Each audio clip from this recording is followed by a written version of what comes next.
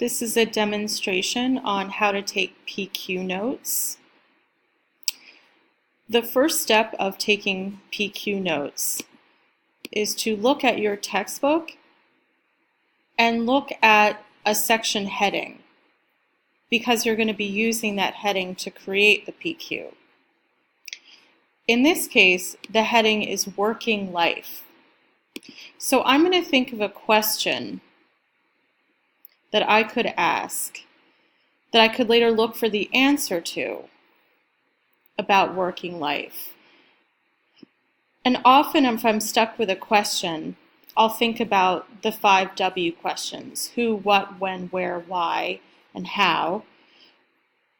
Remembering that if I can, why and how are often the best kinds of questions for notes. But anyway, I'll think about those and then think of if I can start a question with any of those words. So in this case, I'm going to choose what, and I'm going to say, what was working life like for enslaved Africans? And I'm going to put enslaved Africans there because I know that the entire section is about slavery. So even though it doesn't appear in the heading, I'm going to add those words. You could also have what was working life like, and that would be okay. So in order to take PQ notes in an organized way on a Google Doc, just go to Insert and insert a table. I like to do one that is 2 by 2. So I have a side for my PQ notes, and then I have a side for my notes. And excuse me, that should say PQ questions.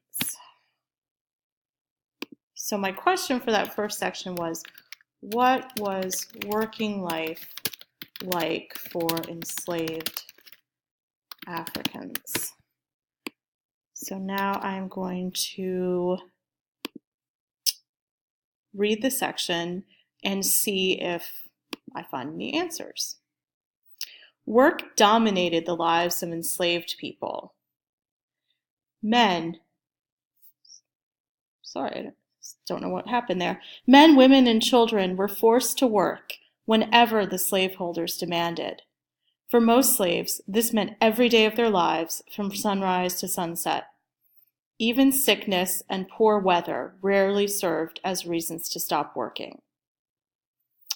So even that paragraph had an answer to my question. So I'm going to stop reading after that paragraph and think about its main idea and how it answered my question. So that paragraph talks about how they had to work all of the time, no matter what. So I'm going to put that in my notes. They had to work all the time, no matter what. And your notes do not have to be in complete sentences. I am really neurotic about grammar, so everything I write is usually in complete sentences. Just FYI. So I'm moving on to the next paragraph. The majority of enslaved people lived and worked on farms or large plantations in the South, where cotton was the leading crop. Many slaves worked as field hands. They planted, tended, picked, and processed cotton. They also cleared land, repaired buildings and fences, and performed many of the other tasks needed to keep the farms and plantations running. So even though I'm not done with the paragraph, I've found an answer to my question. So I am going to stop and take a note that says, they did all kinds of farm work when they lived on sorry for all the typos, plantations and farms. Okay, continuing on. Slaves who worked outside were supervised by overseers. These were men that farmers and planters hired to watch over and direct the work of slaves. Other slaves worked in the plantation owners' homes. They performed a wide variety of servant duties, such as cooking, cleaning, and child care. Some enslaved people learned a trade. They worked as bricklayers, blacksmiths, and carpenters. So that has a lot of information about overseers, which I know is important because it's underlined and bolded. It has information about all kinds of other different jobs they did. So I'm going to make sure to include that in my notes. They were supervised by overseers, who were men hired by the planters to watch them. And then they did other jobs like, I don't remember specifically, so I'm going to take a look back at the text. Cooking, cleaning, childcare, bricklaying. Cooking, childcare, bricklaying, etc. Okay. Moving down past the primary source, which I'm not reading because I didn't give myself specific directions to read it. Not all enslaved people worked on plantations. In cities, some worked as domestic servants, skilled craftspeople, factory hands, and day laborers. Some were hired out and allowed to keep part of their earnings, but they were still enslaved. Under the law, they were considered property. I didn't know that. Some of them were allowed to keep some of their money, but were still considered slaves. Even teachers learned things. Okay, so that does give me some information about what working life was like in cities. So enslaved people also did jobs in cities. And because I found that one fact interesting, I'm going to put it in my notes.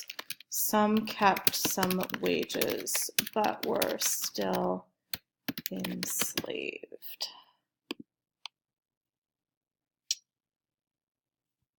Okay, so here I am with another heading, living conditions. So I've already said what was working life like for enslaved Africans. I think now I can borrow from myself and have a very similar PQ for the next section. I'm going to make a new box by putting my cursor here and just hitting tab. So what were living conditions like for African Americans? And I'm not going to go through and read, but the idea would be the same. I would read each paragraph of this section and then pick out the information that answered my question and put it here. And if I found that the information that I read about didn't fit my purpose question, I could always edit my purpose question. These things are not in stone. That's why they're on a document. You can change them.